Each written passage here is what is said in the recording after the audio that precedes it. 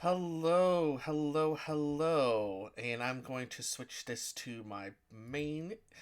Welcome everyone to finally the first episode of 2025 of Netguy and the Fox. And as this is the voice of Netguy, and with me. I am the fox, and we have together our lovely. And I'm Lena. Yep, that's our special guest Selena Kadoya back with us again, and we hmm have a very full podcast going on. Pretty much, Mm-hmm. I mean, so much time has been passed since, and there's been so much going on in the gaming industry. Holy crap! Am I right?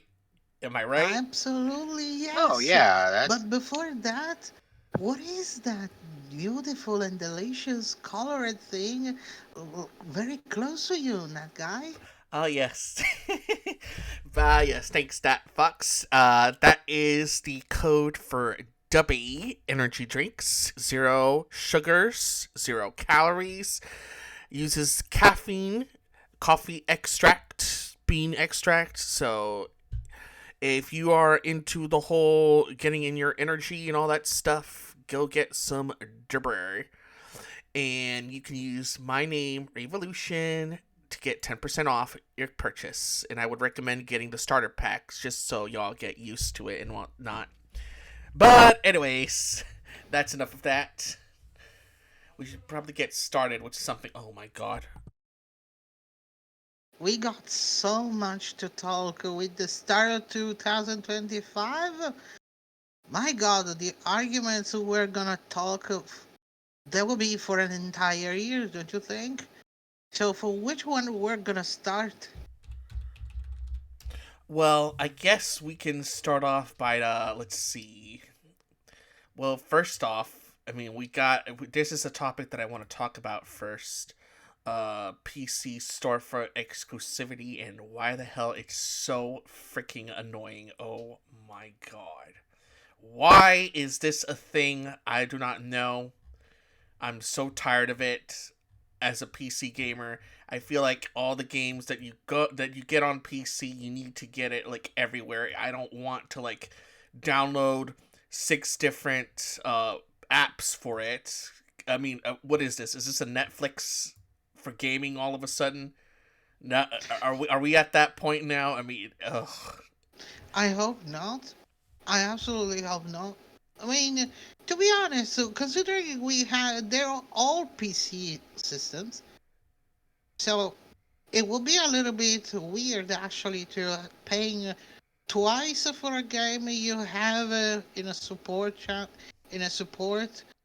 platform, and you have to playing it again for a different one. So yeah, it's kind of a little stupid on that, but I suppose the money talk, cha-ching.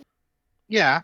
I mean, well then again, I've mostly bought games like from one system and then had to buy it again for a different one. So kind of feels like that. So No, it does feel like that. I mean, yeah. I mean, granted, some like Epic Games Store, for example. I mean, their only advantage, obviously, is giving away free games because they can take the loss. They have a good ton amount of money to take losses with, so they can recuperate those right. costs. So that's one thing, and then you have others like Good Old Games, which is one I wish people would use a lot, to be honest, because of their preservation tactics and the way that they're trying to keep it working for modern systems. I wish people would Mm-hmm. use it a lot more. Uh, Granted, I also wish a lot of developers sell their games on there as well. Capcom does not sell their games on there. I mean, you know what? It is what it is, but still. And then, of course, we have Steam, which is what everyone uses, obviously. So, because that's where you find anything and everything, from AAA to indie to even a small one-person team studio.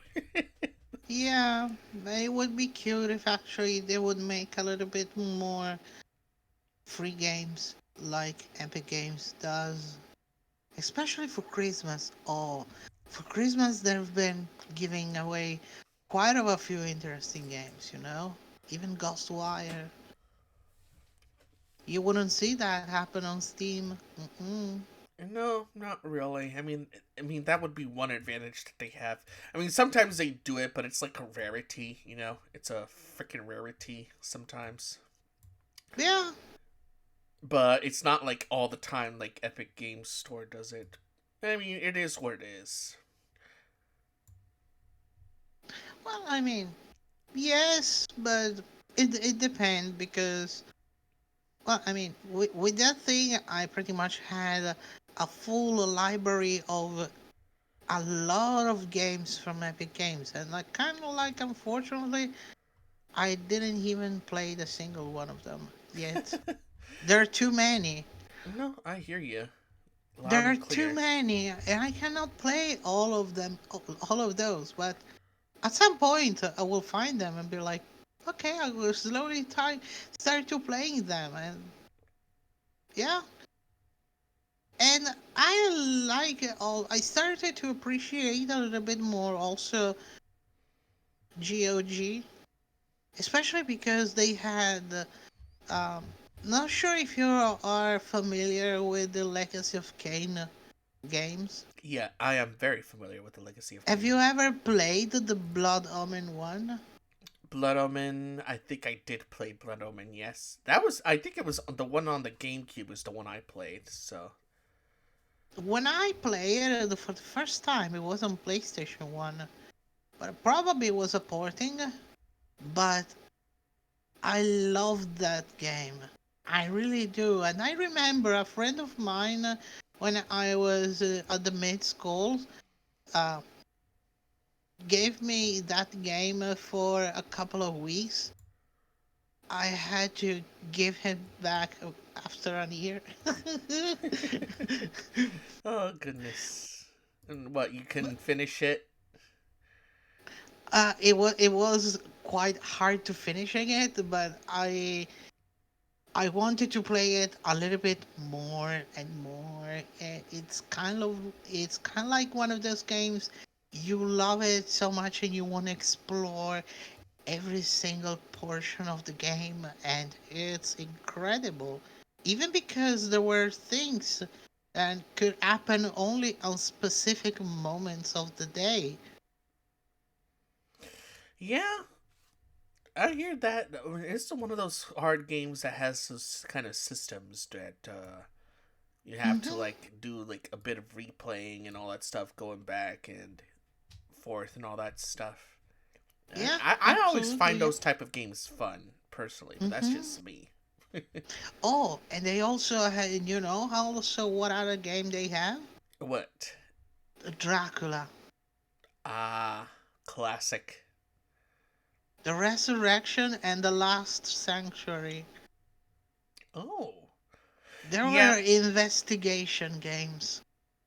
Well, you could always find interesting treasures in gold old games. So I mean, not trying to Yeah? pitch people into using it, even though it kind of No, looks like absolutely it. no. But you know, No, absolutely no. I But mean, if you from Good Old Games are watching this podcast, just so you know, we love you. We oh accept yes, gifts. we accept gifts. I mean, I already get gifts from them thanks to being a Amazon Prime member, anyways. So so it's not like they could do as much, but But Of I'm but I course. definitely, if they had like a lot of a bigger library and all that stuff, yeah, they would be like my main go-to. I would definitely jump ship to them from Steam, but Hmm. you can't find everything on GOG. Yeah, yeah. And it's kind of like the same with Steam as well. You can't find everything on Steam. But also on Epic, you cannot find all the things that are on Steam on Epic Games. No, Epic There is are a more. couple of games. There are a couple of games that you cannot find on one or the other one. So. Yeah, I mean, with Epic, I think they're more based on what's new and on what's current and all that stuff. Hmm. Oh So yeah. they're obviously with them. It's be like brand new Yeah, stuff. this actually remind me something.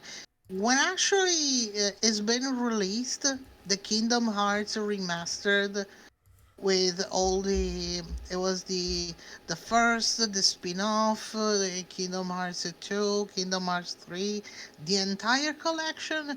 This entire collection came out first on Epic.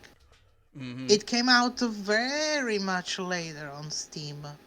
Yeah, but the funny part about that, everyone's acting like this is the first time it came on PC when it just released on Steam.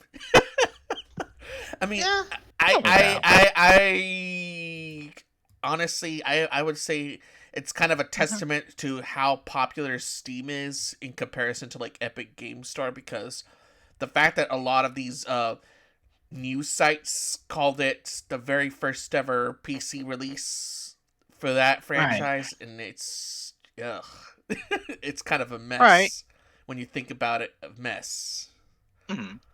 a very huge mess. yeah, it is. Right. It Right. is quite of a mess. But what can you do? You know, I mean, people do what Mm. people like and whatnot. You can't really. I think probably the biggest problem in all of that, it's Mm. also the lack of cross-platform between Steam and Epic, because there are actually uh, not all games, but some have this cross thing. You can play with people that have the game on Steam or with Epic, but it's not for everything. No, that is true. I mean, crossplay has always been a bit of a. It's always been a bit of a 50-50 type of thing, because you know Mm-hmm. it never works. And you know, I always find that a bit puzzling with PC games, because I don't think it should matter where storefront you get a game from. It should be easily crossplay by anything, but I guess there's like a lot of hurdles with like the console creators, for example. So there's that, No, yeah, and yeah. then there's other stuff that I mean I'm no expert, but it shouldn't be that difficult or complicated No, it's to not do that crossplay from difficult. PC, regardless of where you get it from. You know? Well, here's the thing: they're both PC, both Steam and Epic Games. Alpha games on Steam. I might understand eventually there is a little bit of an issue when you have to do crossplay between a PC game and console game, because Mm. maybe there is a little bit of a difficulty with the servers. But when you have PC and PC, it's not even exactly cross game crossplay, because it's still PC. Right. If anything, they should have like not like their own servers, but like it should be like a server that's compatible with every storefront's version, Yeah, whatnot. yeah, And pretty on that much. note, I will be right back so you two talk amongst yourself about this and move Oh, on to the next Yeah, topic if you need to. yeah, right. well, sure. What do you think So, about that, Lena? uh, which one? About the crossplay between platform Epic Games and Steam, and if it's a Uh, PC game, crossplay with console game. I mean, it does help with if someone can't doesn't have like those high end PCs and just plays on console, then what was it? But it kind of They like won't feel make it left a out. little bit. But it kind of like make it a little bit weird when it's actually PC and PC, don't you think? Um, yeah, I mean, you could say that, you know, like, Well, well, but yeah. I mean, in my like I said with Netguy, to me the little bit of an issue is they are both PC. Mhm. They're not exactly so different. Maybe the basic platform change, but there's Oh still yeah, I mean, services for PC. it's like how some people wanted certain games on PC at the time, and when they couldn't get it. So nowadays, Hmm. it's like, yeah, the But I kind of like feel why they actually do that, because if you actually have a single video game that can be played on multiple platforms, you pretty much would end up buying it on Steam. That money go on Steam and will be available to be played on GOG, Epic Games, and whatever other services exist. Mhm. So it felt like maybe they're not gonna do it, because if they do it, only one platform get the money from the game and the others don't. Yeah. And slowly will stop to having a purpose of having so many platforms, and then we'll start to shutting down. So I would see like Yeah. it's shutting down GOG, shutting down Epic, because Hmm. in the bigger picture, the one that is most used or most common or much more well known is gonna be Steam. Mhm. So probably it's kind of like a way for uh, protecting uh, those services, for avoiding it actually will be closed, and having only one of them surviving, because it's the established one and is not going to fail compared with the others. So it's kind of Mhm. like a little bit of a strange thing, but it's kind of like a little bit different if we actually consider the entire argument exclusivity from the consoles. Even if on Mhm. that point of view, if you think about it, it makes also sense in the manner of money, pretty much, because for example, if you have Sony and PlayStation 5, Mhm. they lose the possibility to having their old games exclusively only for PS5. So kind of like example, the how it's been the Last of Us series, and it was That is, only on Sony. yeah. If actually it wasn't exclusive for Sony, probably a lot of less people would have paid for buying the game for The Last of Us, but also wouldn't have possibly purchased the console, and maybe would have chose a PC or even an Mhm. Xbox, because there is no um, Mhm. there wouldn't be a problem of having exclusivity if you remove it. So it wouldn't be necessarily all money going on Sony, and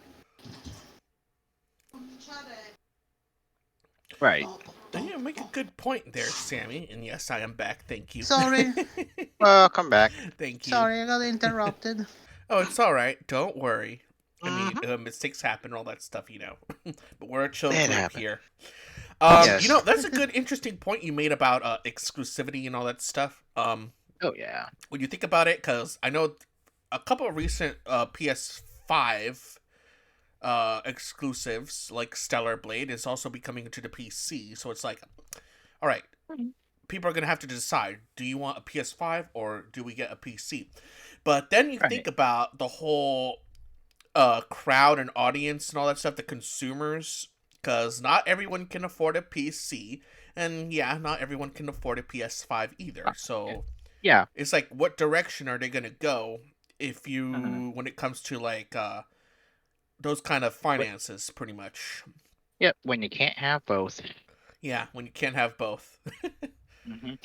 Yeah, but the moment you actually have an industry when you actually want to push your console through the exclusivity, if your exclusivity are not anymore exclusive, the console lose purpose. And you know what? That actually is going to bring us to the breaking news, actually, because now that we're on topic, let me change my screen here. Hmm. So, one of the news that we are going to talk about is Xbox. Uh, Woohoo! We yes, are back in Xbox our news. studio. I've made the So studio. Xbox, there's been a couple of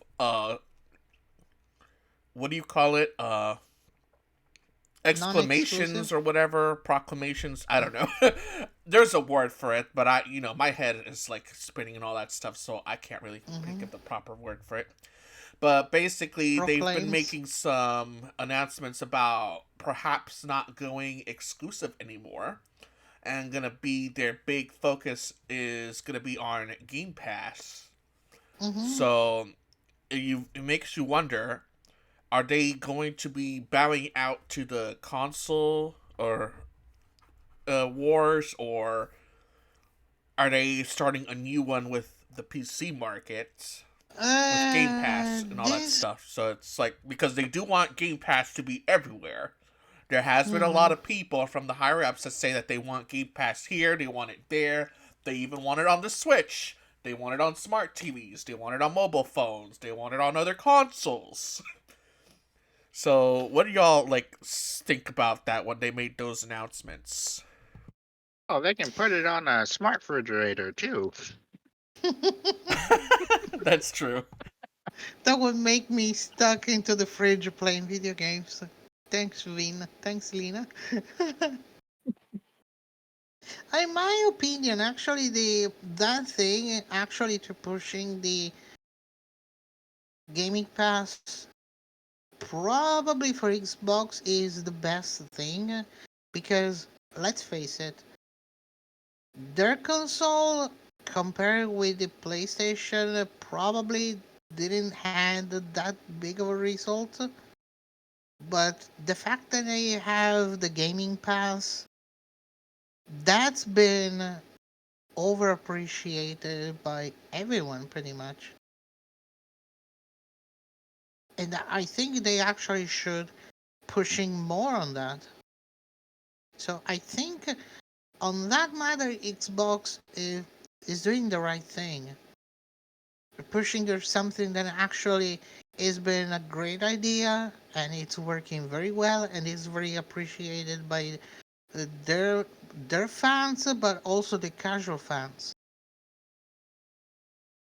Now, the only detriment that I would see, obviously, is the irrelevance of getting an Xbox console.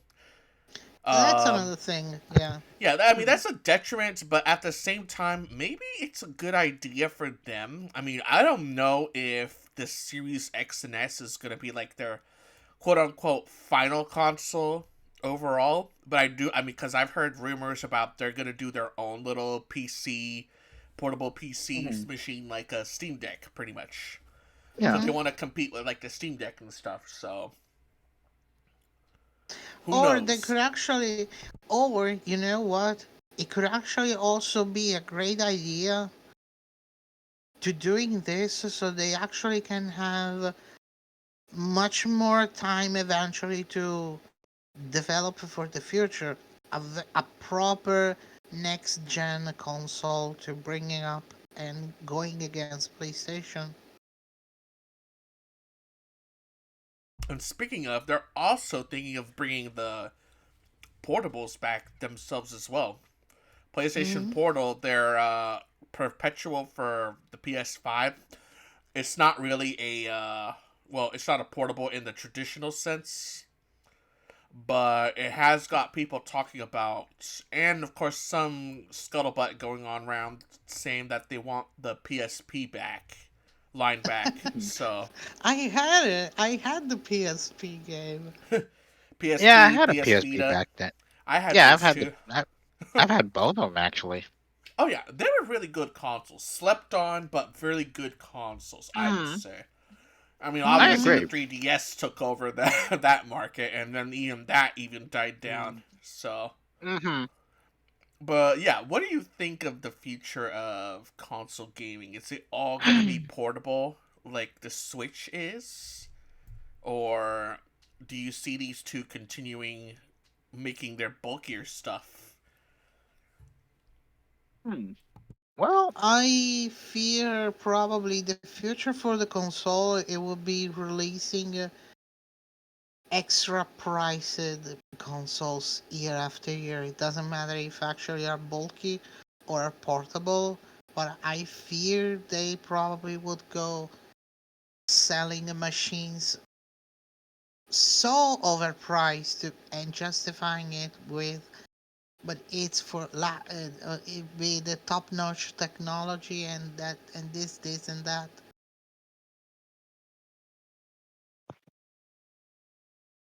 And Lena, what do you think? ah, well, I mean, on one hand, yeah, I mean, I could see them still working on mobile gaming like that, but then also you have that some that don't actually do it. So, I mean, because I know back in the day, I always took my my what was it PS Vita and all that with me on the go. Oh yeah, Hmm. I remember doing that with the 3DS, and then we had all those groups with Street Pass and all that Ah, stuff. yes, the Street Pass. Yeah, I Yeah, mean, I I used was to part take. of the Street Pass groups in the East Coast, obviously, but I don't know if anyone remembers those for those who are Uh, watching. So, was it? Yeah, I remember taking mine to the mall. I eat every time, and I checked like every time I got home. I checked my 3DS, and it's like I got all these hits. I was like, oh god. oh yeah, I Which really all, miss that side of the gaming. Honestly, I want to see it back personally. oh yeah, I would love to see it back. I mean, I don't know if it'll be possible with the Switch 2, considering how bulky it looks oh with that yeah. reveal. But I mean, who knows? Maybe they'll find a Yeah. way to do it somehow through mobile phones or Uh, something. I mean, we'll never know. But yeah, yeah. I mean, only time will tell, really. yep. All right. Let's see. So let's see. What else do we got for news? Oh yes. So you two have heard of the game called Catly. Catly. I Mm-hmm. think we've seen it Yeah. advertised on the Game Awards. Yeah. Y'all have seen the trailer. I'm sure most people listening right now have seen the trailer to it. So far, it's been a topic of controversy because people are accusing of the game looking like AI generated, uh, Mm-hmm. graphic wise, at least from the trailer. And even the way they posted the little Switch logo there, that it looked like it was a last minute addition on the trailer, and it's just, oh my god. It was a mess. The pictures I itself, everyone was accusing it of being generative AI, but how do y'all see that? It's a kind of a little bit of a problem because as far as I know, it's just a suspect. It's not being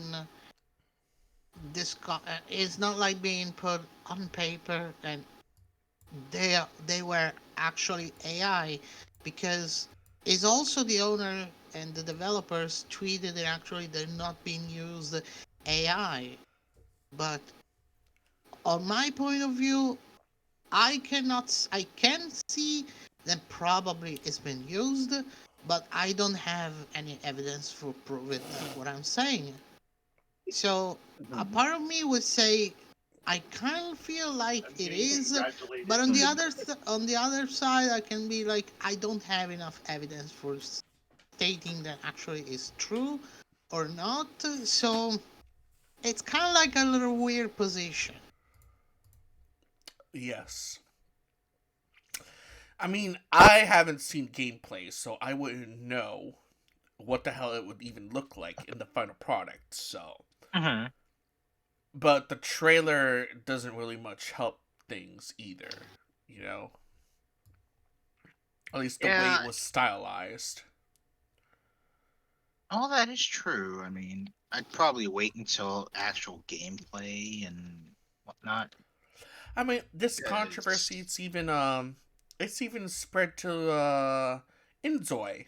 I'm sure some of you have heard about Inzoi, the Mm-hmm. Sims oh, killer, so-called Yeah. oh Sims killer. yes, yeah. Yeah. I Since think I killer. have that on. I think I have that on wish list on Yeah, so do I. Steam. Yeah, there's Yeah. even some scuttlebutt about that using AI Hmm. too, and I think the developers even admitted that they're gonna use it, but not in the way people think it is. It's only gonna be like small time or whatever. Uh, Honestly, I don't see the big issue personally, especially if Hmm. it's not gonna be as harmful as some people might think it is. But I do think that in also at the same time, I mean, if you it should just use like artwork that's not like generative or whatever or Mm-hmm. generated from. So Hmm. it's a 50-50 opinion pretty much, you know, Mm-hmm. because you know there's always a lot of people that has bad intentions with it, but then there's some that do good with it, you know. Yeah. No, I agree with that, but I kind of like my biggest fear. It would be like if the AI it would be used for completely doing the job. You know what I mean? Like being the killer of creativity. When you actually instead of using your own creativity for creating a video game, you actually leave all the work done by the AI. For me, that is a really huge problem, and like I said, is the death of creativity. But if you actually use it for enhancing your creation, making it a little bit better, polishing it here and there, I don't see why actually this would be a problem. Is not. It wouldn't be even be a problem for the same way when actually you create a song and you let the AI announcing it a little bit because it will be like an extra instrument if you use it like that.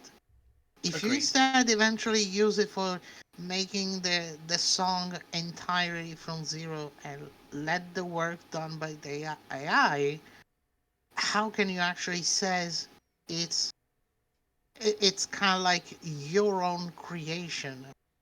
It's not your creation, it's the AI creation, a machine created for you.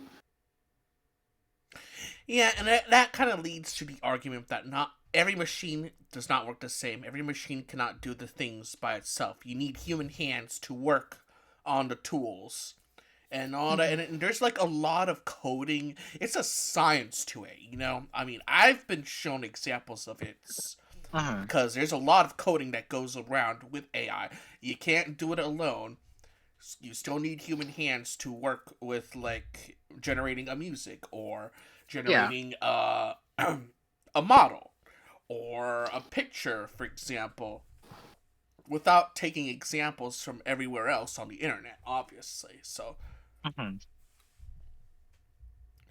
and No, instead we are talking exactly to you.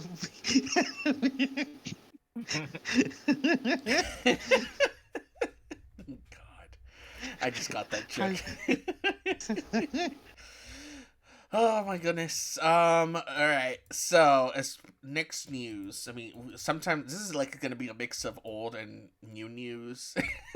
So y'all Mhm. keep mindful of us. Uh, I, I- yeah.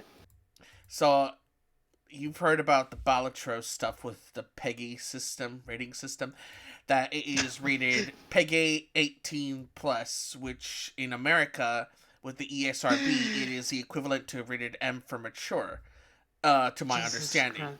So Jesus the fact that Christ. they are rating Balatro of all games M for mature is very dumbfounding to me, and it's like, what in the world are they thinking with that decision? America have an entire city that is based on poker and such, and it's not been 18 plus Peggy. Yeah. I mean, And Balatro is not even a poker game, unquote. It's a roguelike game, for fuck's sake. uh, Yeah. Didn't get that actually. It's like, what? I mean, okay, don't get me wrong. I might get the thing of making Balatro a 80 Peggy rating because, let's face it, it's turned around the poker.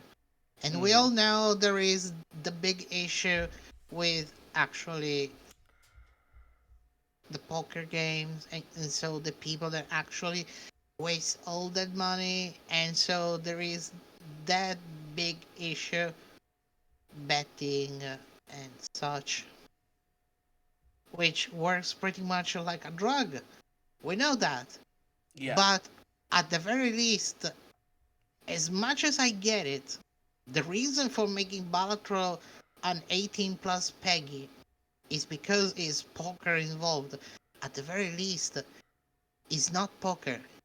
It's not like some of the lives on Twitch that happen to playing and streaming proper poker games or slot machines and such things. Yeah. It's not poker in the traditional sense, is what you're saying, pretty No, much. it's not. It's roguelike, based on poker with the rules of poker. Has nothing to do with that type of problem. Yeah. So, at the very least, before giving this rating, they should have investigated a little bit more on that and realize that it's not a thing to put in Balatro 80 plus Peggy. I mean, honestly, when it comes to the rating systems in general, I mean, some of them, especially the ESRB, when you think about it, some of them are pretty lenient. Peg 18, I don't know what made them so strict on the whole thing. So what they're saying, basically, according to this article from Game Rant, for example, they claim that Balatro teaches gambling, but Where? that, yeah, How? where? Where? Because the rules are poker and this is gambling? Yeah. Ooh. I mean, I don't know what in the world. So it's like, What about instead when you have actually games that have blackjack games in it and they're not Peggy 18 eventually? what do you mean? Uh, I think I recall there was a fantasy with a type of card game based by that, but I'm not. I don't remember exactly I the name think of you. it. I think you're talking about Triple Triad from one of either No, this seven, is eight. no, no. This is not about blackjack. Oh yeah. Hmm? Well, luckily the Hmm. auto. Oh goodness. I'm sorry. I think I got my stuff mixed up because 16 Peggy 16 would be rated M for mature. 18 apparently over there 18 is would be the equivalent of AO for adults only on ESRB apparently. Still, why that? I mean, that rating. Oh, you don't really actually see that rating in the ESRB, honestly, because it's mostly saved for those kind of games. The I don't think I need to describe which ones The I'm talking kind, about. the kind Steam hides from most people, Yes, the unless you kind turn off Steam the hides for filter. most people, but they sell them openly. Oh yeah, I mean, hell, even they're not rated AO, so it's like, damn. They, I don't know, they somehow gotten away with it, but I feel like they probably did rate them eventually the same rating as everywhere else, I guess, if they're compliant to the rating board system. But yeah, it's like that is crazy to me that they were just equivalent to, well, a hentai game. That's the whole thing is Jesus. just the whole thing is just silly Oh to me. my god, please don't.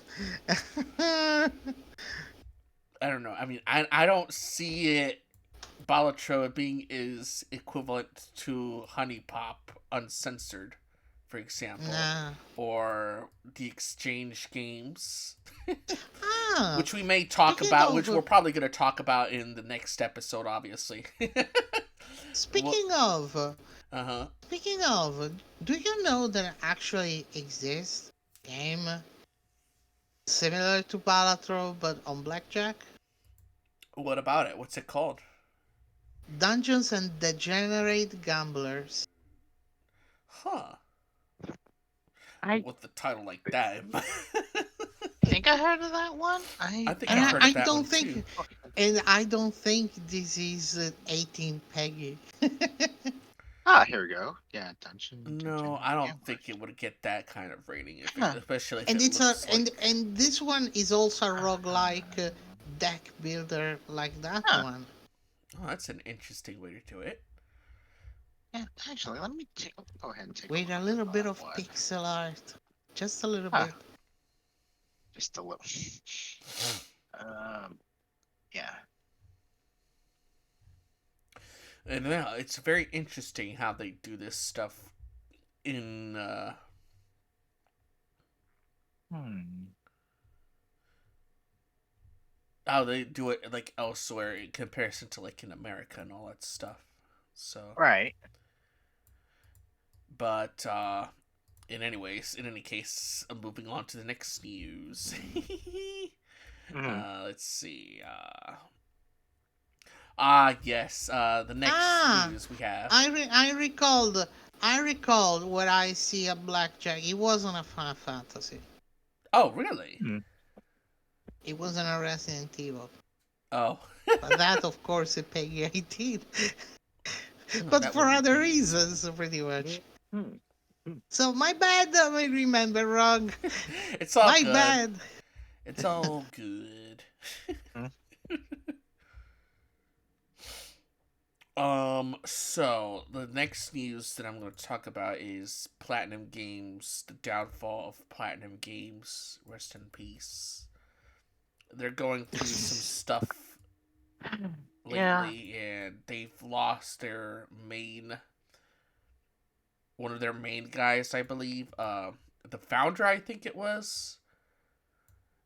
What are y'all thoughts on Platinum Games and their like current Then I status? feel so sad because one of my favorite games, Bayonetta, is there. Also Oh near yeah. actually. I mean, the Platinum game, my favorite games from Platinum Games has been the entire series of Bayonetta, the Nier Automata, Yeah. Mm-hmm. and pretty much it. Yeah. Let's see. Yeah, it's gonna be. Yeah, it's gonna be interesting on where if there's gonna be any more Bayonetta games actually. If I that do comes. know that they are somewhat co-owned with I know someone that Nintendo. would be very sad about that. they don't completely own the Bayonetta franchise. It's also owned with Nintendo. At least starting with the Mhm. second game. Uh Mhm. the first it was still like under Sega, so there's that. Um as far as their other stuff is concerned, I mean, I'm not sure what they're going to do. They're mostly a company that does like work, what do you call it? I'm sorry. Support work. Yeah, that's what I meant to say. Mm. They don't really have much IPs. Right. So, in any No, case, in fact. right. But the way they're going, especially with the departure of Hideki Kamiya, because I think he's making a Mm. new company, Mhm. Mm. and I don't think they have Mikami either. I'm not sure, but So pretty much you say it probably is going to the right direction to hearing notice about a closure or eventually also a selling. I mean, who knows at this point? Um, It's true that actually they've been quiet for quite a while already. oh, that's true. They have been quiet, pretty quiet. And I mean, there's not even been any leaks, news, nothing at all. Like if is everything like stopped. I am honestly preoccupied. Probably is. The things are true. There might be two possibilities. The first one, and they are legitimately keeping this very silent and like try to find someone that can buy them, and so they have very um, try to find someone very silently, or they preparing for releasing something really big and coming back with a blast. Heck, for all we know, it could also be part of let's see. Well, I know one of the other founders of Clover Studio, besides Shinji Mikami, because they were Atsushi Inaba, he's still part of the company. What I do know is maybe it'll, because they got a close relationship with Nintendo as well. So who Hmm. knows? Maybe it'll be under Nintendo's care. They'll probably buy out the studio, perhaps, Right. It just to wouldn't be a rescue it. bad choice. It wouldn't be a bad choice for Nintendo to buy Platinum Games. No, not really. I mean, they have a lot of some of their IPs have been Switch exclusives as well. So Hmm. them going under Nintendo, I mean, if that's the direction that they're gonna take, then so be it. I It's would gonna love. happen. A lot of this happens a lot of times anyways, so Hmm. I might as well get used to it. Yeah, I would really love to see actually a new Nier Automata being created, also with the help of Nintendo and all such. No, I Mhm. believe that's a Square Enix IP. They own the IP. I'm not sure. Yeah, it's by I believe it's by Well, but if oh actually no. the Oh, Platinum no. Games would be bought by Nintendo, wouldn't actually Nintendo putting a little bit of its influence even in Nier Automata, even if it's partially owned by Square? Oh, maybe. I mean, heck, they already collaborated like 2 years ago with the Super Mario RPG game way back in the day, and even its By the remake. way, So, I I checked, but for Nier Automata, the developer has been Platinum Games, Virtuoso Platinum Games Inc. what's it called? Platinum Games, Virtuos and Platinum Games Inc. They're three. Ah, yeah, they're subsidiaries. I don't know how to There pronounce it. is. They're Subsidiaries. not Square Enix. Ah, okay, okay. So maybe they do own the IP as well as Astral Chain and But funny Bayonetta. enough, no. There is a Square Enix Mm. in the Nier Automata. Oh, so they're like Right. co-owners pretty much. So probably they're co-owners. So yeah, if they ever go under Nintendo, so they would be co-owners with Square Enix of Nier Automata, pretty much. Hmm. Well, I mean, that would be That an would be interesting that relationship. would be that would be cool actually. Square Enix and Nintendo working together Well, for a new Nier. like I said, they've worked together before in the Super Nintendo era. So Mm-hmm. yeah, that would be a good partnership. At least see what they come up with. All right. Let's see. Else do we have as far as news? Well, there's a new one that I do want to talk about. The whole thing with the Hmm. pricing of games. Lord. So one of the analysis says that there is hope that GTA 6 and other games in the future will be costing at least $100. Fuck you, no. Yeah, I'd rather stick with the indie games at that point. Yeah, at that point, I would stick with indie games.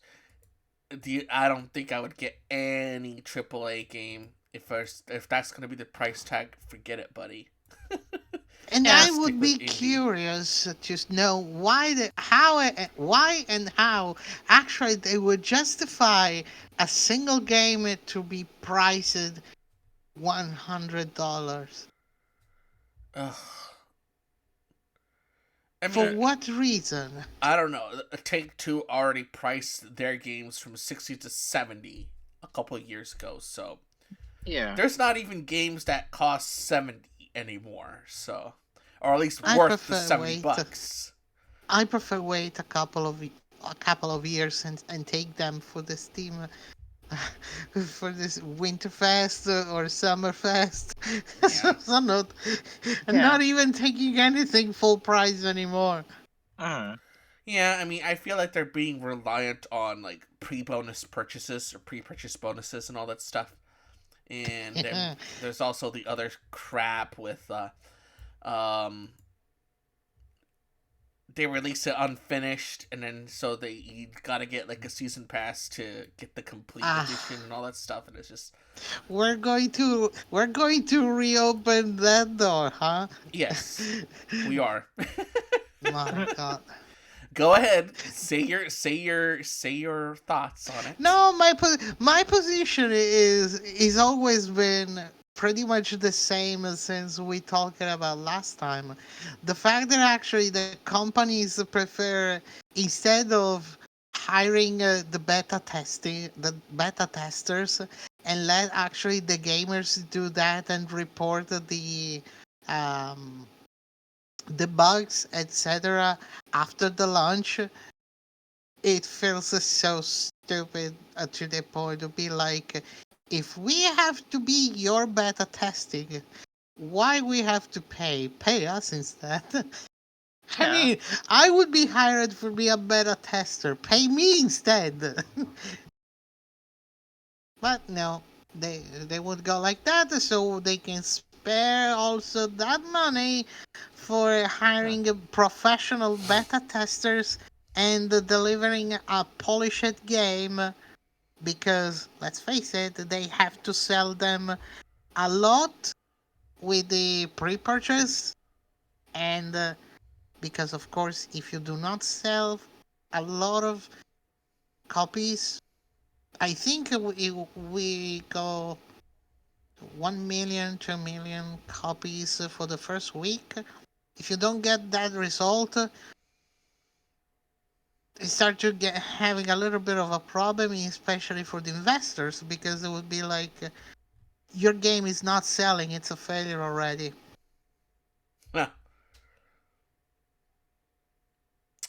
and Yeah. we all know the companies actually have a lot of interest, especially with investors. And if the investors are not happy, that means big troubles. And who cares if actually the players are not happy? That's always been the case. And big troubles like company studio closures, for example, or layoffs and all that stuff. Because they Well, of can't course make they, freaking of Fortnite course. money. They want all Well, that Fortnite money. this, but also because instead of firing the people on high places, they prefer filing the smaller studios, or moving a couple of figures here and there, and removing most of what they can sacrifice because it's the easier things to do. Have you ever heard of someone? Example, if you have like the whole Concord thing, have you ever seen some of the big people in charge of Sony being fired because they approved Concord instead of firing the entire studio? No. They instead fired the studio because it's the weakest pawn of the chessboard. Mm-hmm. Well, it's gonna have to take a lot for most of people to be accepting of this $100 price points. Obviously, the game is gonna have to be a complete for one. Like it has to be like really, really complete, fully complete.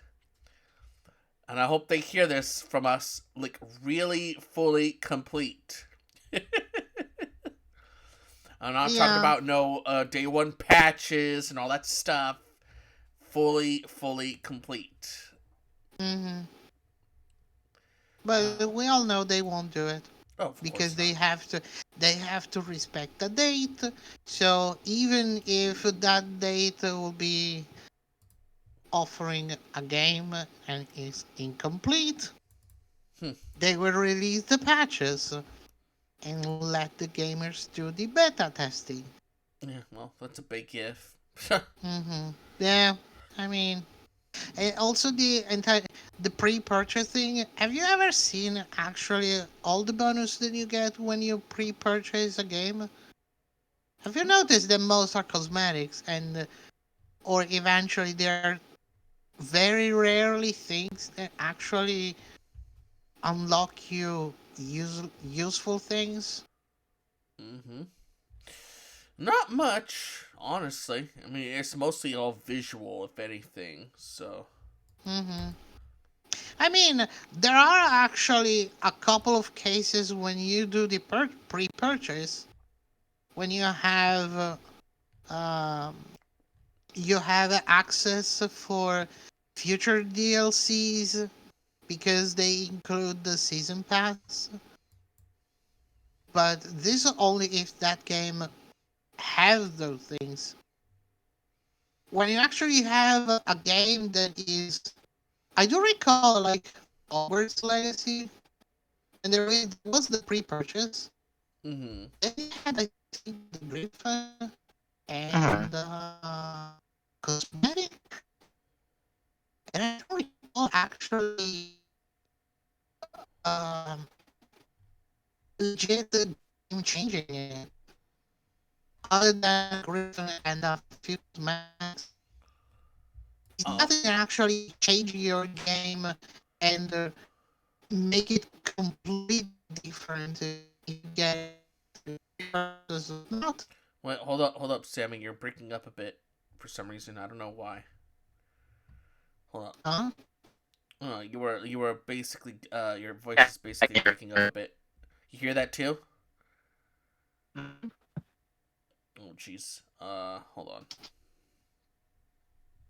Y'all got it fixed up? I hear you, robot too. Yeah, you Okay. got I the think robot you voice. I think Okay. probably it's been the. God damn it, Discord! It's all your fault. Yeah. It happens, Now it sounds Yeah. much better. There we go. Yeah, No, I there we was go. saying if I compare I do recall on Hogwarts Legacy, for example, the Mhm. pre-purchase things were a griffin and a couple of cosmetics. There was nothing game-changing. No, Mhm. that's usually the case with pre-purchase bonuses. Honestly, So was Yeah. okay, but still, what's the point? If well, I if I the only if other I want to incentive. Oh, go ahead. pre-purchase, if I want to pre-purchase something, make it worthy. Making it like I'm getting something really special, not the cosmetic. What is going to changing my gaming for having this, having a cosmetic? To me, it's not compared. Is not that big of a deal anyway. Well, Mhm. the only other incentive would be playing the game a couple of days early before launch. Right. Other than that, Like that's it. testing how actually is gonna be the pre-selling, so like preparing the ground for the investors. It's also another thing. Mhm.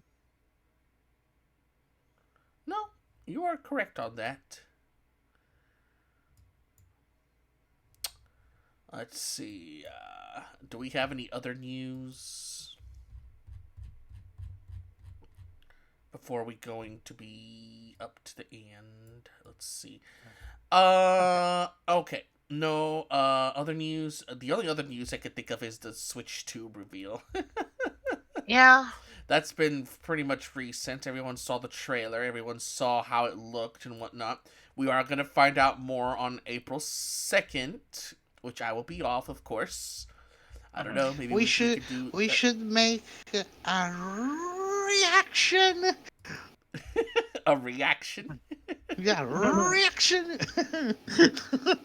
That would probably be a rare Wednesday episode because it is a Wednesday. Mm. So, but so far, what did y'all think of the reveal? I haven't really seen it yet, but I know those who have gotten a Switch during Christmas last year gotta really be like kicking themselves right now. Really? And what about you, Fox? About the Nintendo Switch 2, Yes. I think probably it's a little bit too early for judging it. But for Well, what I've keep seen, it's been pretty much like the first one. well, keep in mind the reason they only did it is because people gotta be freaking spoilers about it. You know, Mm. they do leaks and all that stuff, and it's just the annoying parts of it. It is just ugh. And you know what? Speaking of, because that is a topic that I gotta bring up. Hold up. Let me see. Ah, yes. Yep, that's another topic that we're gonna discuss today. Okay. Switching back to our picture. So today we are going to talk about professional ethics in gaming industries. Mhm. Oh boy, that's. I know you've been waiting for that one lately. Maybe. So I guess we should start with what you think, Miss Fox. Okay, my point of view is very cynic on that. Oh yeah. And yeah, because pretty much when it's about professionalism and business, ethics is been like a little bit clanky, especially in business. Because when you have to do business, you might not want to be too much into ethics. Because if you do, you risk a little bit too often to stomp a mine, if you know what I mean. Well, I know there's been several instances of this unprofessionalism going on lately. Even last year, I think there's been a lot of it going on. Uh, Hmm. I don't remember which one it was. Damn it! I kind of wish I saved an article about that. Um, but yeah, as far as professionalism and all that stuff, it's like when you have like companies like Ubisoft saying that we have to get used to not owning games, that's not really a good thing to say, like publicly. You gotta learn how to be tactful with what you say in the public these days. But I feel Yeah, like that's they've done a true. horrible job with that announcement, personally. It's Well, well, I especially if it's mean, like the an if opinion, but for Mhm. how much they make. Okay, here's the thing. They cannot say something like that because if I pay for a game, the license, or Mhm. on per se the license, but the Mhm. permission to actually playing it with the $70 and such, I have the all rights to owning it. If that game is supposed to be borrowed, so where you actually have to rent it, renting it at $70 for like what, a month, it's a little bit too much. Not even the Game Pass, so Xbox actually make pay that much for their Game Pass. So if I pay for $70 or 70 or 60, 80, even 100, even if I'm not going to pay anything 100, no matter what, no matter if it's a 5A game, but I'm not gonna pay that amount of money for it. But if I pay that much, I want to own that game, and if I want, I can even buy it. That code, that little thing, that make me the owner of that copy of the game and trash it if I even want it. that's one way to put it. And then you have like developers that are pretty much blaming the gamers as to why their title failed and all that stuff. It's just, why would you do that? Why would I anyone do only Right. that? Huh. Mhm. Yeah, I go have ahead. only I have only three words to say about that for commenting from that. Hmm. Grow some balls. Ain't that the truth? Mhm. And go ahead, Lena. What do you think of what we discussed about? Oh, well, I think I remember hearing at one point that what was it? I know it was an article, so I saw a while back. I have to look it up again, but yeah, it's like the whole I don't thing even. about Ubi. Oh, sorry. I reminded one. Uh Go oh. go ahead, Oh, read oh, it. You okay. go first, Lena. Yeah. Yeah, but yeah, the whole thing about the you don't own your game. That's like we kind of paid for it, so.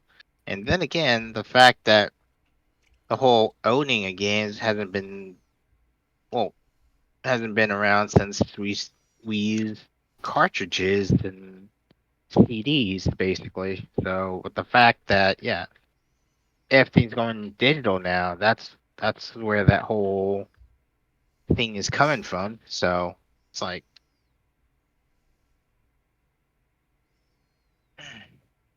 but still, I mean, I feel like you bought the game, it should be well yours.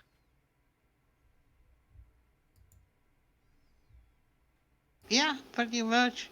And also, I do recall an example of actually who dared even to asking, not asking, to say the failure of their game is been because of the players or even the streamers that gave too much hype for the game before the release. Oh Jesus. It was the day before. Hmm. Do you remember it? When they actually made on Twitter a post to say the reason why the game actually uh, uh, failed and then the studio closed, it was because of the players and because of the streamers. Uh When huh. they actually the big problem is been that they and their game has been a fraud since day one. No, no, actually, it's day zero or the day before zero. Actually, Mm-mm-mm. That's not the way to do it, you know? Hmm.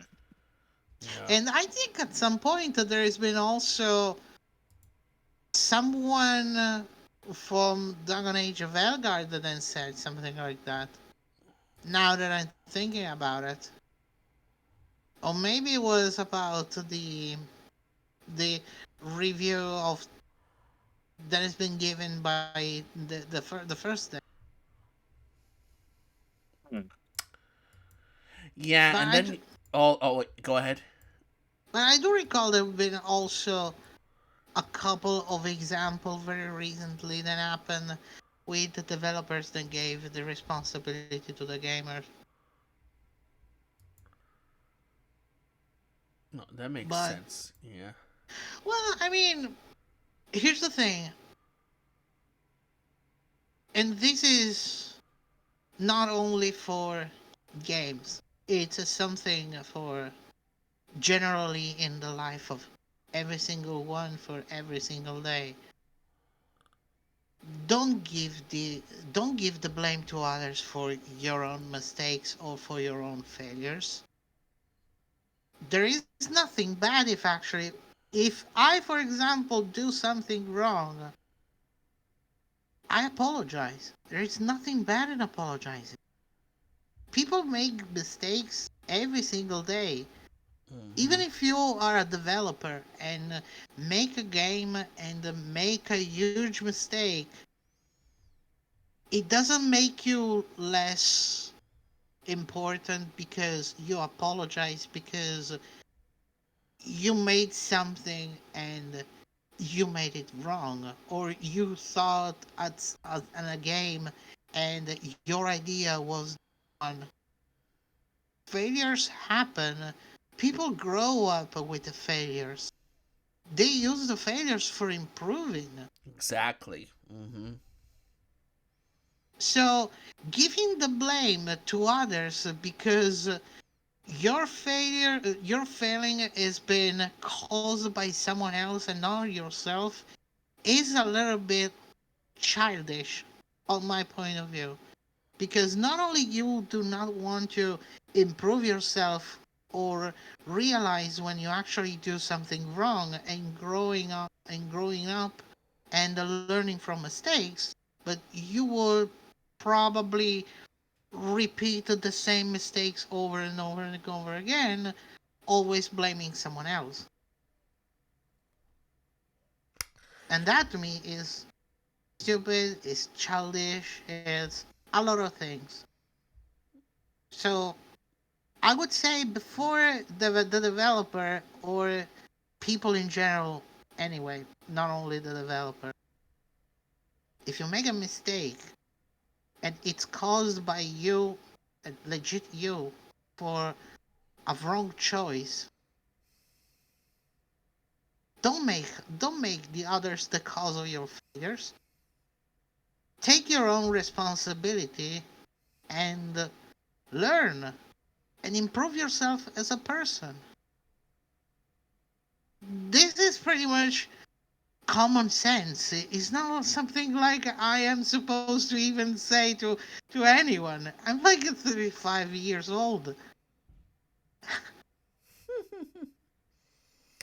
Yeah, and it kind of goes in hand with all this stuff. Like, you gotta make sure to be kind to the community that you've built up and whatnot with your games, because they're the ones that are buying your game. They're the ones that are giving word of mouth about your game. You just gotta learn to treat them right. Of course, that's not gonna apply to everyone because there are assholes within said communities. But at the same time, at least foster the ones that love you so much and whatnot. Give you constructive criticism. Don't like be rude, not being rude about it and all that stuff. And Mm-hmm. just foster up the love for them, Yeah, pretty much. absolutely. I remember who was in Austria. The Austria developer did that Oh. because when they released the the demo was a little bit bugged, let's say, Mm. and it wasn't that good. But it wasn't that good because they said pretty much, look, there are this type of problems, this bug, this bug, and this bug. And they've been said like, if that could have given anyway a good word, being like, well, they advise us that actually the game was had some critical thing in this type of spots, but for the other part is good. But on the other hand, it wasn't because there were mechanics problems, gameplay problems, even graphical glitches, and because of people have been very critique for that, it also happened and they removed the game key from they gave to some streamers, some gamers, and it's been quite a little bit of scandal here. And they blamed the gamer and the streamers because they've been too harsh with their game.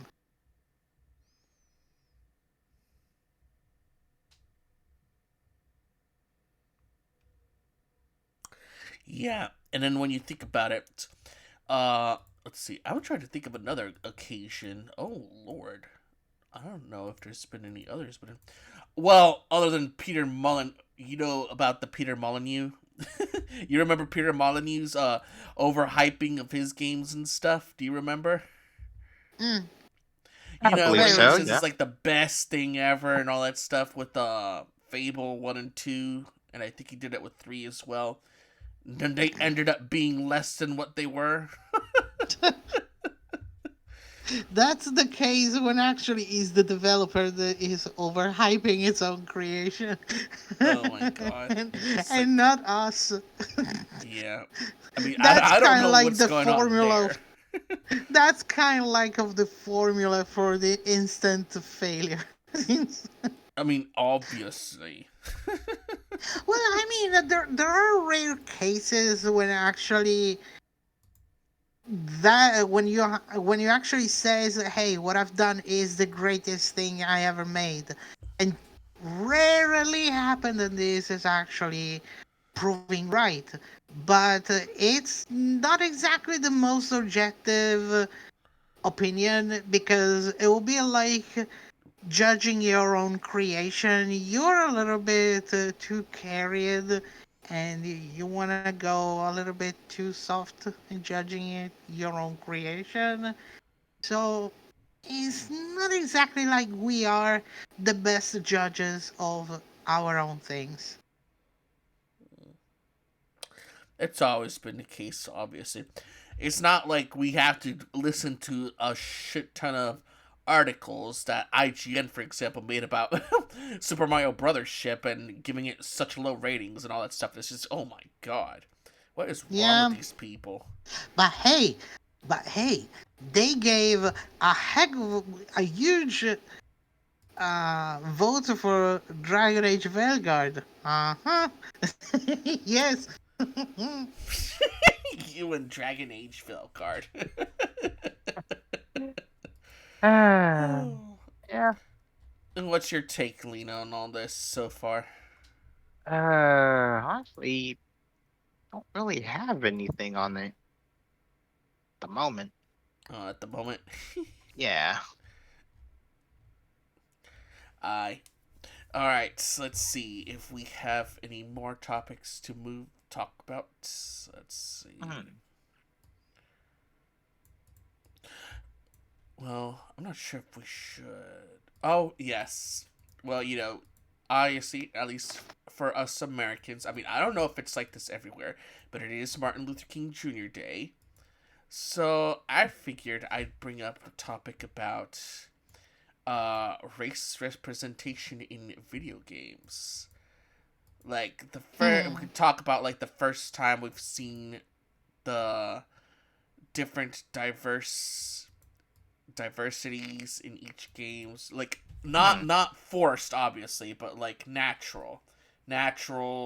organic, and all that stuff, and how it made you feel like as a gamer and as a person and all that stuff. So I mean, Hmm. if y'all got something to talk about that, go ahead. Mass Effect, for example, is one of those prime example. Oh yes, Mass Effect. Honestly? That takes me to the second game of the series, where there was a moment of Yeah. racism in the game that I Uh, was surprised that they addressed it pretty carefully the way they did it. It had a mission to do with one of the Quarians, and then there were and then the other race with this really little guy. I forgot what the Volvis, I think is what it's The called. Volvus. The Volvis, yeah, the Volvis, and then a store owner was accusing this Quarian of thievery, Hmm. and the human police person that I forgot what the hell it's called, CSEC, human CSEC, was trying to hold her back and all that stuff, even after everything's resolved, and then it gave you that option yeah. to basically shame both of them for the Yeah. way they were doing it, and I thought that was a pretty good and organic way of addressing the topic of racism in a way. But what But did y'all think when that y'all actually first saw makes that? sense. Yeah. But this makes sense for the type of game we're talking about. This is one of these examples when you have actually a game that is organically made and make working also all of those elements, and it's not like forcefully inside it, Mm-hmm. because there are ways where, like, for example, here, Mass Effect, or even the first Dragon Ages. Just for saying that I'm not a big critic of BioWare games whatsoever, because I loved BioWare games. Don't get me wrong, because I criticize Dragon Age of Elgard every two per three. It's not that, but Right. there Right. are organic way for making it part of the story without putting politics.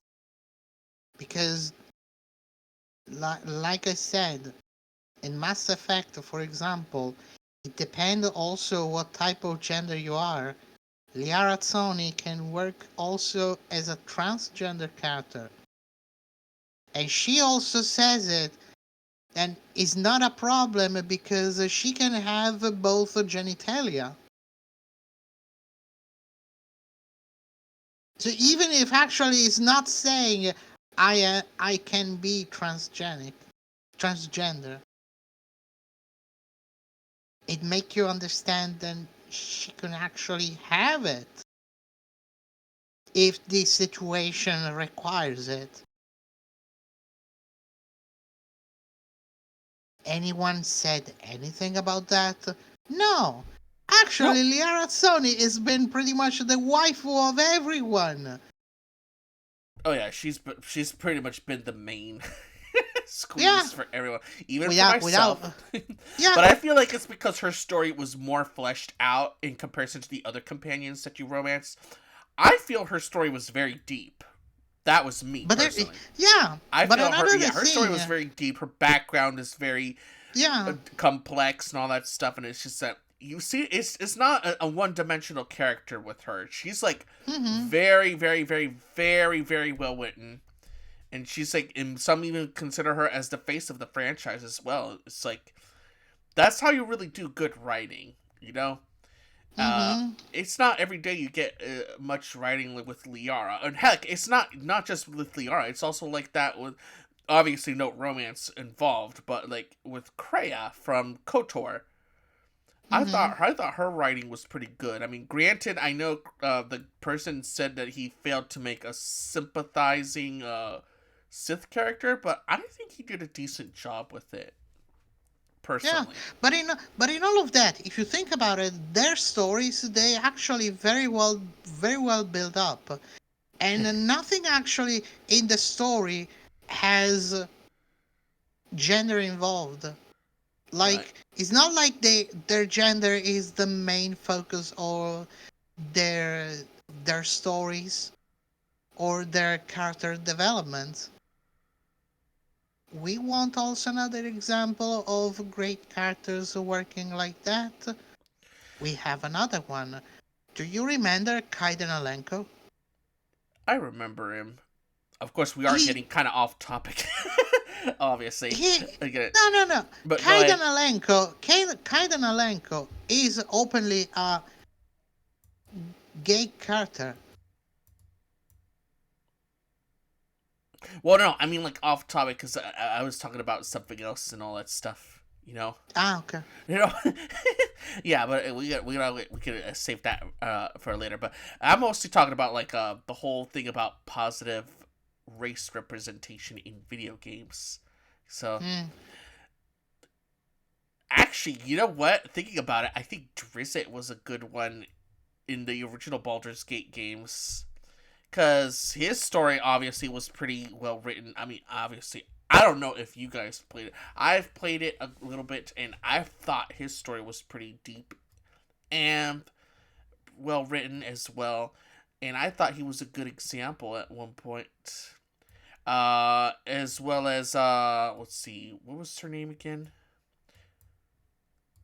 It's that captain from Firefly, the one that was played by Gina Torres. But I mean, it's not a video game, but that's another good example of a character hmm with her kind of representation. And I always enjoyed seeing her scenes and whatnot, and it was a pretty badass character that she played too. But then again, I mean, I guess I have a bit of a bias because I always liked Gina Torres. But it's Well, Uh, why do you have a bias? well, yeah, because of the What? actress.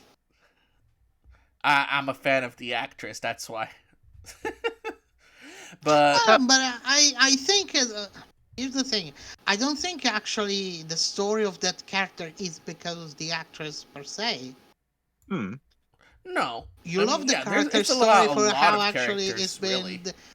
Yeah, but you love it because of how Hmm. it's been developed, how it's been presented, how it evolved, and all the other things. But it doesn't matter because of the actress. I Oh, think. true.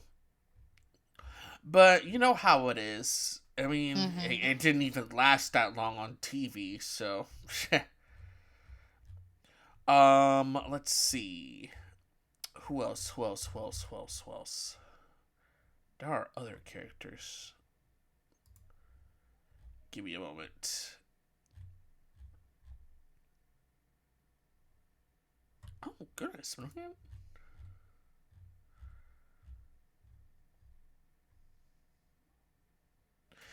Then you know, then you have like other characters like I believe her name was Nadine from Lost Legacy. I thought she was a Mm. pretty cool character from Uncharted. I mean, granted, she hasn't had much screen. Well, she did have screen time in the fourth game.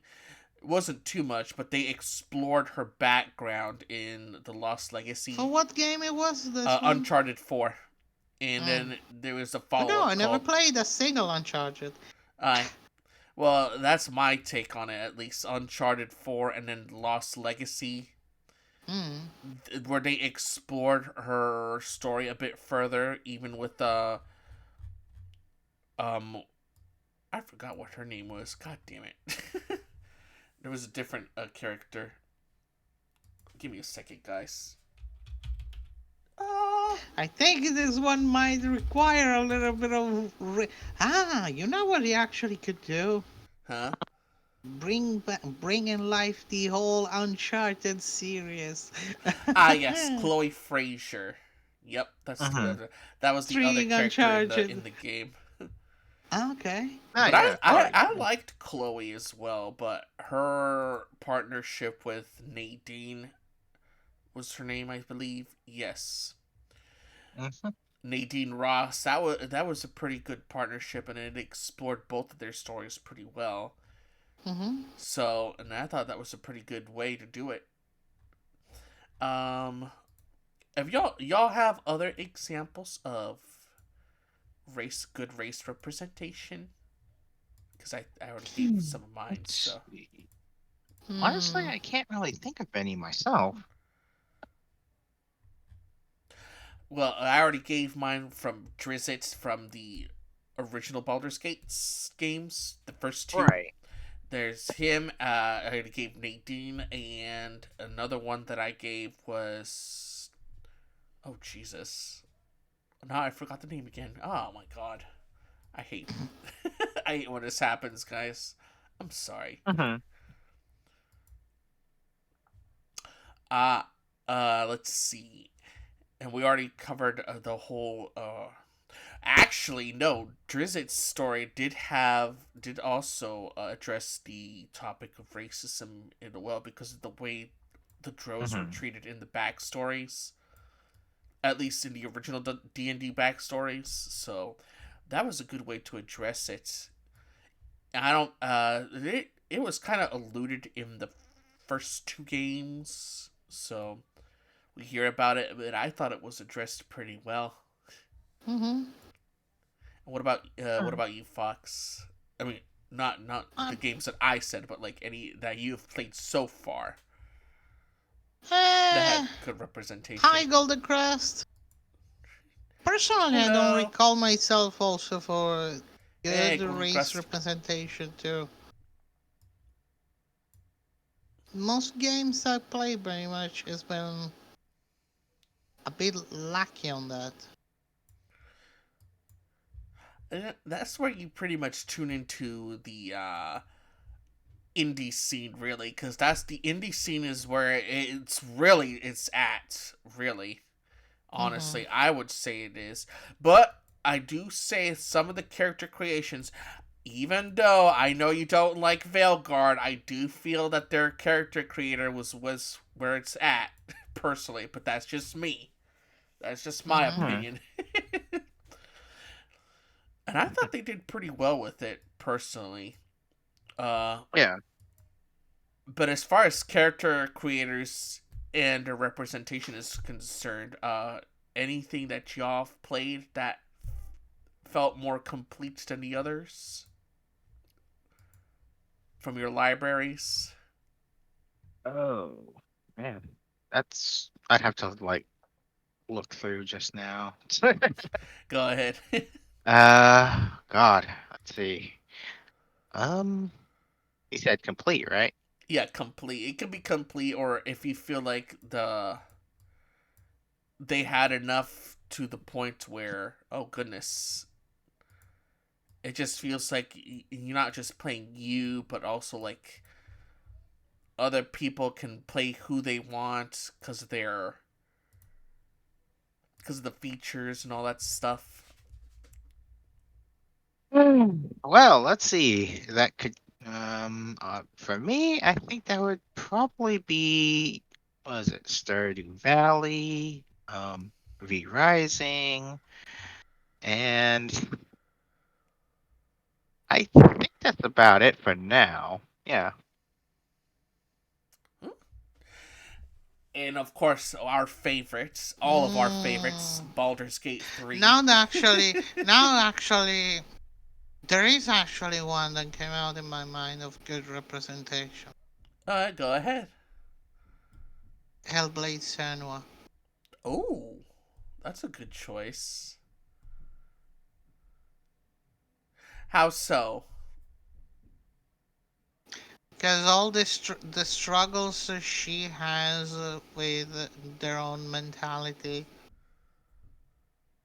the character, the passion, the struggle she has as a woman, also with that period of time, and it's quite of a big thing. Oh, yes, that's a good way to go about it, and I think they did it perfectly too. Hmm. Hmm. Yeah, because she pretty much is a warrior, which speak pretty much is something that is Hmm. not gonna say class, but in that period for uh, that type of culture was something pretty much for men.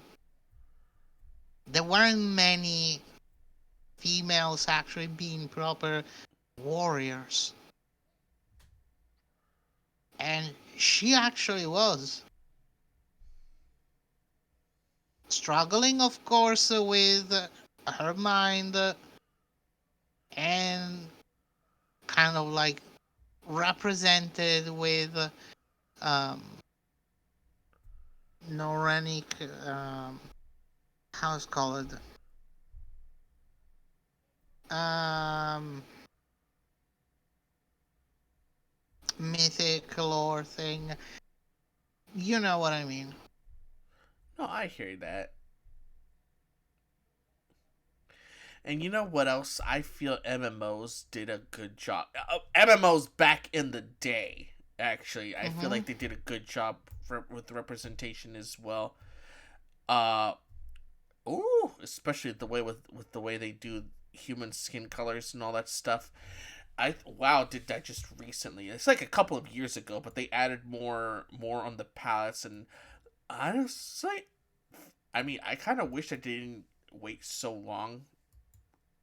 I kind of felt like it should have been at the beginning, but hey, that at least that they brought it. I'm glad that they did, Mm-hmm. and I mean, I don't know. It's not gonna cause me to come back to the game, obviously, but I mean, the way they did it too, it's like I feel like it was great, and we need to see more of that. I'd like to see Mm-hmm. more of that, at least on the AAA side. But it's always the indies that brings it on and whatnot. I also heard, because I didn't play none of the two, but a lot actually said that another good example of it would be Ellie of Last of Us. Last of Us. Oh, The big problem is I never play it. I Last mean, me of neither, Us. to be honest. I didn't know if I could because of the whole controversy with the second title, because everybody Hmm. hated the way Abby was made and all that stuff. So, Yeah, because a lot actually said, I do recall it because I saw in an article when I said that Ellie has been the first main character to be the first queer woman protagonist that would I. actually be featuring uh, in a AAA game studio. So I kind of like but it's a little bit weird actually to be remembered only for not only or especially, but kind of like first impact because of that. Mm, I would prefer if actually Ellie, and still I talk with people said, so it's not my opinion because I never played Last of Us, but and probably you guys could be the most fitting for say most of it more than me. And actually, would be cool if actually Ellie of this game would be remembered for more than just being the first queer woman protagonist in a video game, but because of the story, the emotions, and all the other things, and a proper main protagonist character should make itself remembered for. Hmm, not bad.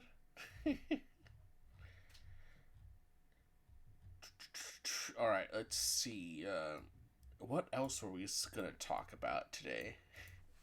Oh God, I feel like we rushed through that. I almost feel like we rushed through that, but well, Yeah, actually, I no. mean, huh. There is another topic. It was about Valve. Mhm. We consider it part of the big three, or is it considered a league of its own? The company Valve, like, do you see it as big Mhm. as Sony, Microsoft, and Nintendo, or is it a league of its own, pretty much? What do y'all two think? Uh-huh. I don't know because if I Hmm. have to compare Valve with all due respect for Valve, I don't actually feel it like is to that position to be compared to to something like Sony. Oh yeah. Is my opinion, but I could be wrong. You know that. What about you, Lena? What do you see Valve's position in the industry? Um, Kind of hard to say, to be honest. I mean, But they haven't really you been know, making we're much of in terms of on the games. mod team now. So No, but they have been improving so far with all the stuff with like the Steam Deck, which is like almost their killer app when you think about it. Mm-hmm. Not their killer app, but like their killer release. And then obviously you have the Steam storefront. What would you all say would do you think they would still stay like on top, or do you see them replacing one of the three perhaps, or is it one of those things where I believe probably for now it's a little bit premature, premature? but yeah, but at the same time I see the probably might be the, especially for how fast the Valve actually has been moving with Steam and the success, the great. Because let's face it, Steam is worldwide the most famous platform for PC gaming, and the Steam Deck it's also pretty much quite of a big thing. Also, as far as I remember, it's been quite of a success on selling. I would say that's the case too. Really, I thought it was a good in a way. I feel like they are in a position where yes, I do think they can compete with the other three. Yeah, Depending, it really depends, obviously, but at the same yeah, time, this it's. I feel like pretty they're much, at that moment, at yeah. that position already, where they can be hanging with the big three and all that stuff. So, No, now being hanging with those three, no. well, I keep saying, I keep thinking, and is on the good path to reach that one, and eventually even why not getting better than those three, reaching the top of the mountain too. right. But saying it now, like right now, this moment, being to the level of Sony, no. Potentially can surpass Sony. I would say yes, but now in the present, no. But hey, the possibilities are all there. It's not saying that it's never gonna happen. I say it could happen.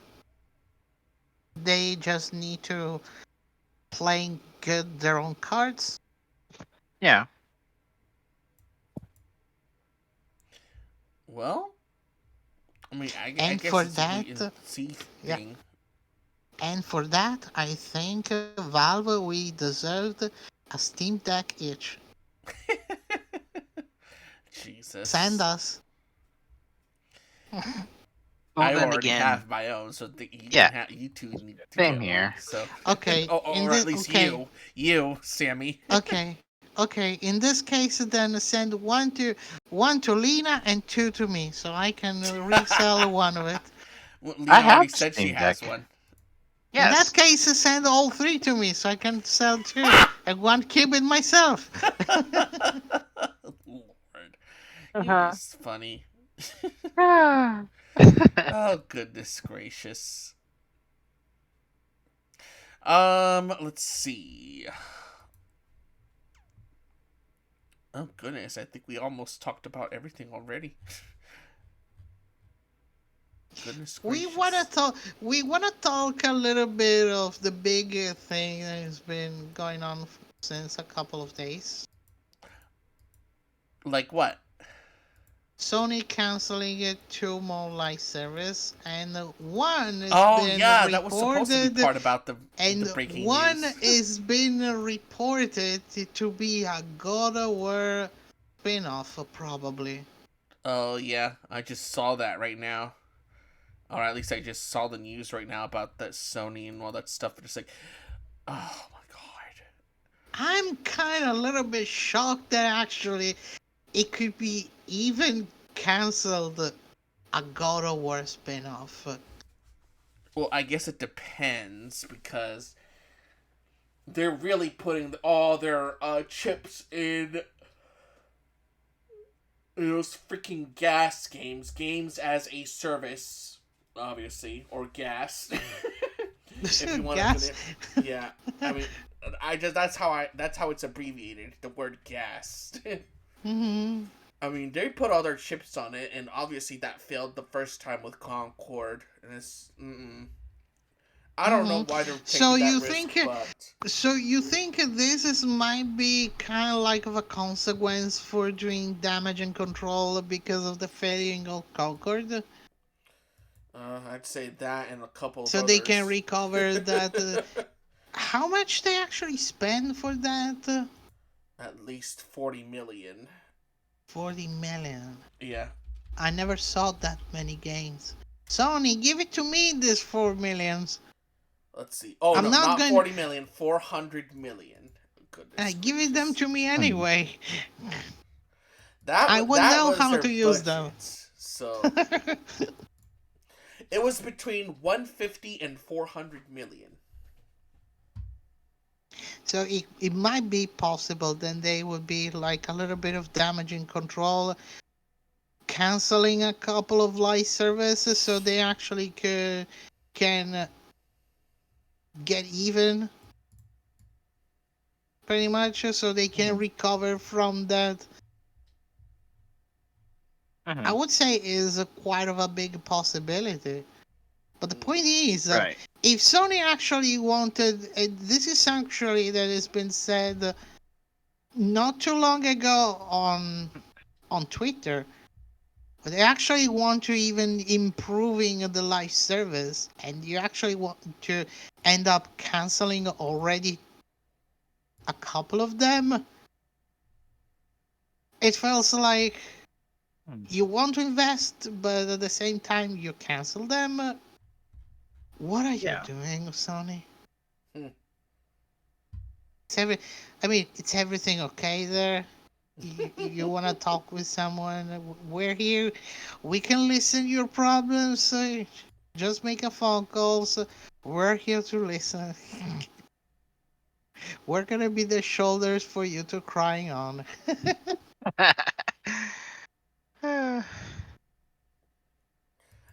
But I mean, it's like I don't know what they were trying to do there. It's like, what are you I don't know trying? It's either. like you trying to get like PUBG numbers and Fortnite numbers, and that's not the way to do it. You know.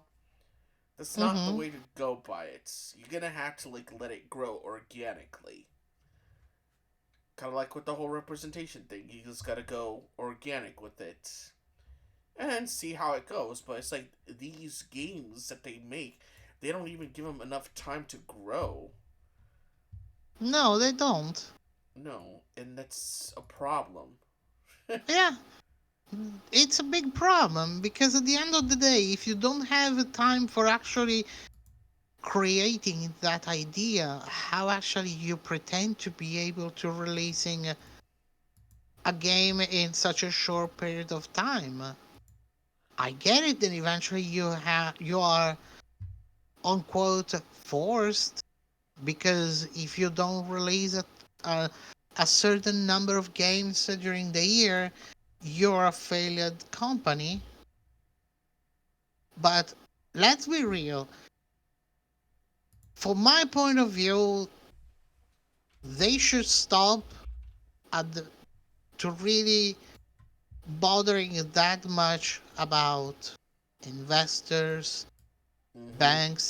bank things.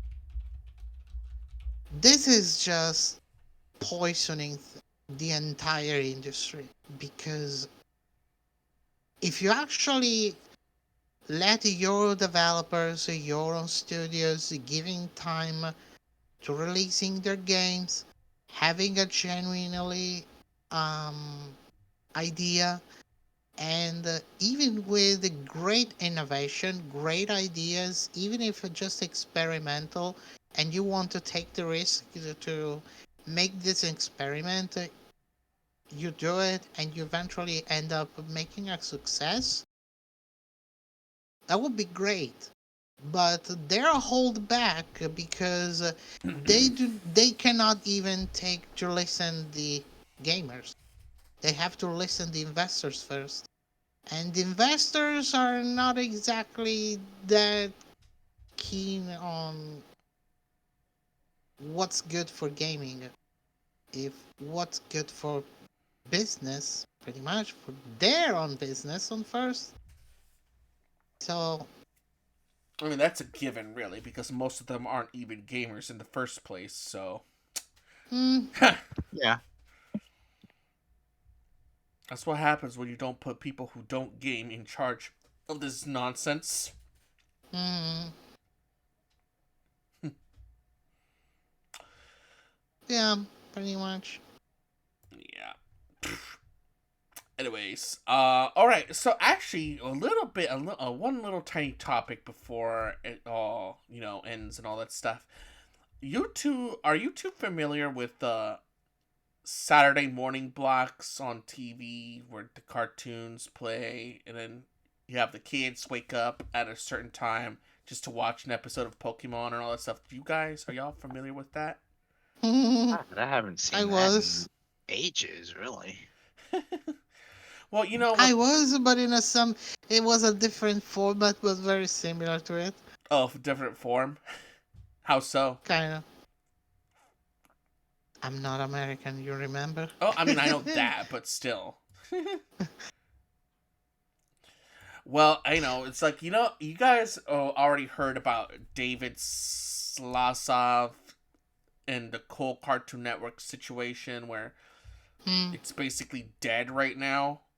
Yeah. I have a bit of a theory about that. I feel like the death of Saturday morning blocks kinda reined in on Slazov's opinion of not Cartoon Network not being that much viable, or at least cartoons in general not being viable anymore.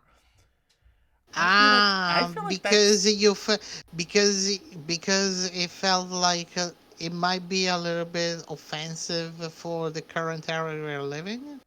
no, it has nothing to do with like offense or anything. It's more like the lack of kids watching TV these days, if anything. I mean, granted, Hmm. yeah, we are in the streaming era, but at the same time, with the loss of Saturday morning blocks, I feel like without that, it's almost like no reason to keep funding for like new shows in the cartoon Hi, side, and hello, it's just, Sugar. hey, Hi there. Scoops, welcome. But yeah, it's like a lot of what that when we lost Saturday morning blocks and all that stuff, and it kind of made like cartoons kind of pointless now in a way, and that's probably why David Slasov, the guy that's in charge of Warner Media, has been pretty much deleting shows and putting them as tax write-offs. Because there's no one there to watch it. I mean, there are I people think to watch it in the probably, streaming era, but still. yeah, but I think probably also a little bit of a reason might be also the kids of this generation pretty much it felt like less and less attracted by Cartoon Network type of cartoons. I mean, They there's probably also would. like anime as well, but you know, Eh, when it comes with eh, anime, eh. Anime is it's a mixed it. bag. Yeah, is a mixed bag. Yeah, indeed. It's like you hate it or you love it. But I mean, hey, I do. that's Mhm. how I was introduced to Pokemon. It's thanks to the kids WB block on the Saturday mornings. Mhm. I wake up and watch an episode, and that's what I remember. It's like, damn. Yeah, fair enough. To me, actually, Pokemon was on TV in afternoon. And, well, yeah, I know they did some reruns in a different channel, but that's how I was introduced to it. And I was introduced to a lot of stuff thanks to those blocks. But Hmm. now that they're like gone, a lot of people they're it's like I don't know. There's no way to watch stuff like that anymore. There is no like archive. Nah, I mean that's the sad part, really. But They could have kept at least an archive. There's mm, been so much history of Cartoon Network, and yeah, you tell me, I'm telling. You're saying it. You're just preaching to the choir right there. well, I mean, because when I was a kid, I grew up with the Flintstones, the Jackson, for example, Oh Scooby yeah, they Doo. have Boomerang for that stuff. At least for us Americans. I don't know if y'all have it there, but TY, what's up? Hi, DY. But I Welcome think to the stream. here the Flintstone was quite of a big thing. I recall it. Even Jackson and Scooby Doo, Oh yeah, but you know, I mean, if it and wasn't also a for lot of anime, others.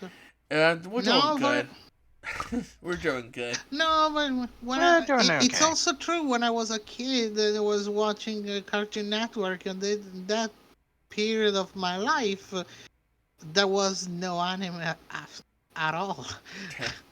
But I feel like if there wasn't anime at the time, at least for us Americans, Hmm. it would have stayed. The cartoon industry would have stayed stale, to be honest. Because I know, like when you mentioned Scooby Doo and the Flintstones and stuff, that style would have stayed. Whew, that would have stayed up past the '90s, perhaps, and we wouldn't have like access to different techniques of drawing and all that stuff. So Doing great, TY.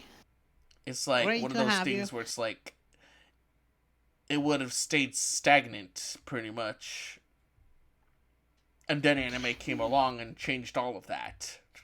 Hmm. Yeah, because it felt like it just stepping on when, like you said, when that type of industry was stagnant. So this was something very much welcomed in because it was different. Right. But then again, when you start to having all that also start to become. Oh, it is what it is, right? And you know what is the next step from? I mean, I think probably the next step would have been the 3D type of cartoon things. Oh no, they tried that in the '90s with Reboot, Cubics, and all that stuff. I do remember like a cartoon 3D, the Beast Wars. Oh yeah, Beast Wars. Yeah, the same company that made Beast Wars made Reboot, which is one of my Yeah. favorites. Oh my Yeah, god, same that here. was so cute. But yeah, anyways, I think that is it for our podcast, believe it or not. We done Yeah. run out of topics. Oh, we've done 2 hours of streaming. Yeah, that's a It's a good. rarity, right? It's a great time. You know that. You know that is great. Yeah, because usually our podcasts Mhm. go for 3 hours, but we already talked what we need to talk about, so. Mhm. But yeah, for those tuning in and all that stuff, we appreciate you coming in, and for those that stayed, also appreciate that. Mhm. You will see us Friday the 10th, same time, same Yes. place. We will be going for a lot more topics. You'll see eventually. We will throw some hints here and there, but for now, this is a bit of a goodbye. uh, Fox, Lena, thanks for joining me. Yep. Thank you to you, And that we are guy. going to rate out right now. So, Who is gonna riding? right now, the person that I'm rating out to is my friend Wildman Price. Woohoo! We're gonna Let's see him go. doing some shooting. So, y'all Mhm. enjoy Wildman's Price's Mhm. stream, and we will see y'all in February for the Yep. podcast. Take care, everyone. Take care. Take Y'all have a care. good one.